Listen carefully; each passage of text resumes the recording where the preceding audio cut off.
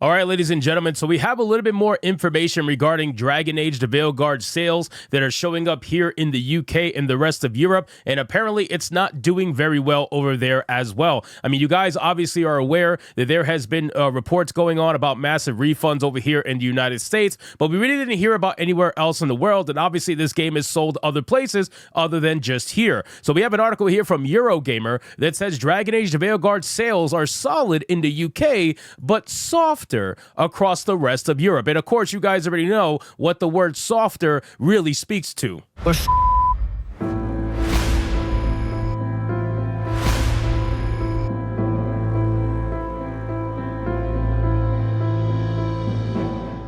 Now, again, ladies and gentlemen, whenever these established media outlets like to talk about games in a negative light, they will always use certain terms that are going to make it seem less than what it actually is, or not as bad as what it actually is. They try to make it seem, for all intensive purposes, softer than what it really is. But when they ever say softer sales, it basically means that the game is not doing nowhere near what it needs to do to get anywhere close to breaking even, let alone being in the conversation about making money. So let's get into this article, guys, from Eurogamer. But of course, before we do, if you are new here, just consider hitting that subscribe button. I would greatly appreciate it, and like the video to push us out into that YouTube algorithm. So it says that the Dragon Age the Veilguard sales are solid in UK and softer across the rest of Europe, and is 21% lower than Final Fantasy VII Rebirth. Now, here's the interesting thing about that comparison, and I'm not really sure why they're comparing the two, but I think it is interesting because Final Fantasy VII Rebirth, according to Square Enix, was softer in sales than it needed to be, right? The game did not sell nowhere near as much as the first one, Remake, and there's a multitude of reasons for that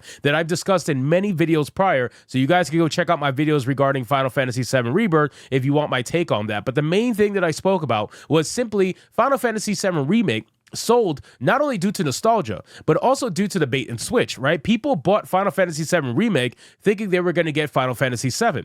They didn't get that. People who bought Final Fantasy VII Remake got the Kingdom Hearts version of Final Fantasy VII, where they got some really weird multiverse story that by the end of the game, everybody realized that, holy shit, this is not going to be anything close to what the original Final Fantasy VII story was, and it's all just kind of all over the place, especially now that the the Whispers are essentially not in control anymore, and you could do whatever you want, and the story could go pretty much anywhere, which is where, it's crazy. When I played that game, when I played Rebirth, it blew my mind how terrible it was in the overall story and how they presented it. But the gameplay was good, so that's besides the point.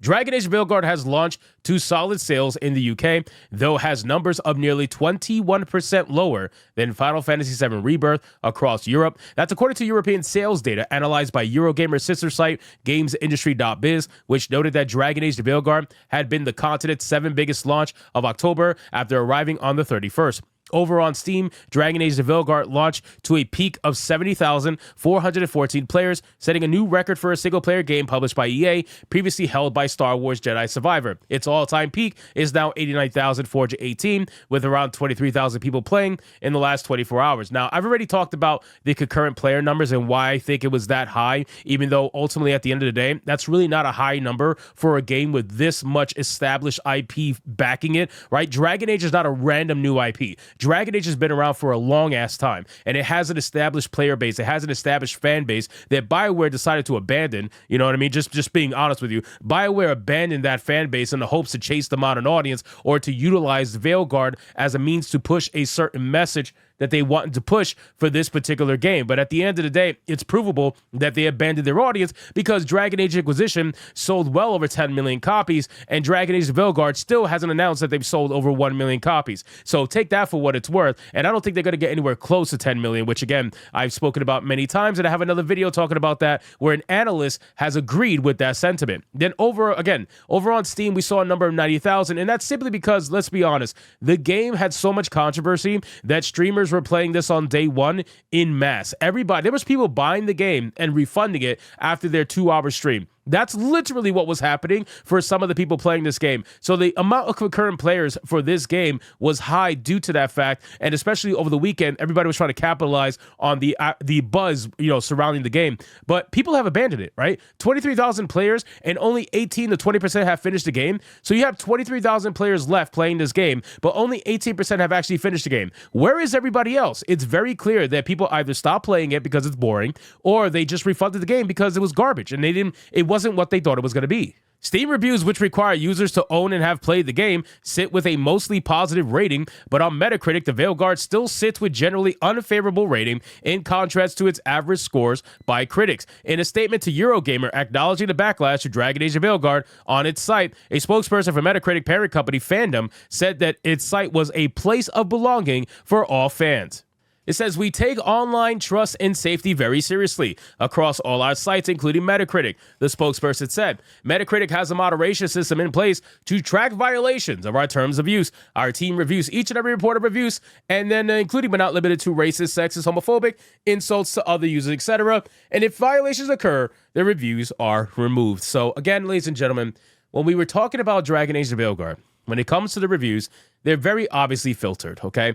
Anytime you have a video game that is highly controversial, especially involving trans ideology, there is going to be a level of protection that is afforded this particular game, movie, TV show, or whatever, more than anything else in its sphere, right? If you have that ideology in the game and it's utilized to push out this, advertise the game with it, whenever they have this kind of ideology in the game, just expect a lot of fuckery to happen around that particular video game when it comes to the reviews and everything like that, because they need to protect the image of the game. And they're going to try to say, at the very least, if they can't say that it's a financial success, which we already know that it's not, and it's never going to be. This game has flopped. It has absolutely failed. It has absolutely lost money. There is no doubt about it. And BioWare has definitely returned to form, because now they can say, well, they lost money again. They lost money on Andromeda, and they're damn sure losing money on this. But again, let's talk about it. So you could sit there and try to make it seem as if people love this game because they're going to want it to be a commercial success. They're going to want every single website out there talking positively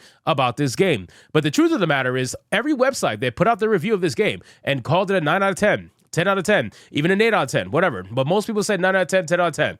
Perfect game, right, in their eyes. So this perfect game is now being trashed by all these websites out here talking about how bad the sales are, talking about how it's bad representation, talking about how it's just too woke and how it's just bad messaging and pandering and blah, blah, blah. So, but they never changed their reviews, right? All these people have put out 9 or 10 out of 10s for Dragon Age of Veilguard, but never changed their reviews, even though they're all trashing the game right now. This game didn't even get voted in any category for a Game of the Year award aside from accessibility. That's the only category that it actually got nominated for. Other than that, it didn't get nominated for anything. So it even got abandoned by the journalists that are running the show, or at least think they're running the show anyway, because let's be real, they know they're not anymore, but they think they're running the show. And it got abandoned by them too. So ultimately, this game is being abandoned by everybody. It's being abandoned by the modern audience. It's being abandoned by us. And this game is going to be a prime example of what happens when you do get woke and you go broke. So anyway, guys, thank you so much for watching this video. Hope you did enjoy it. If you did, consider leaving me a subscribe. I would greatly appreciate it. Don't forget to like the video, comment, let me know what you thought, and I'll see you guys on the next one. Hypnotic out.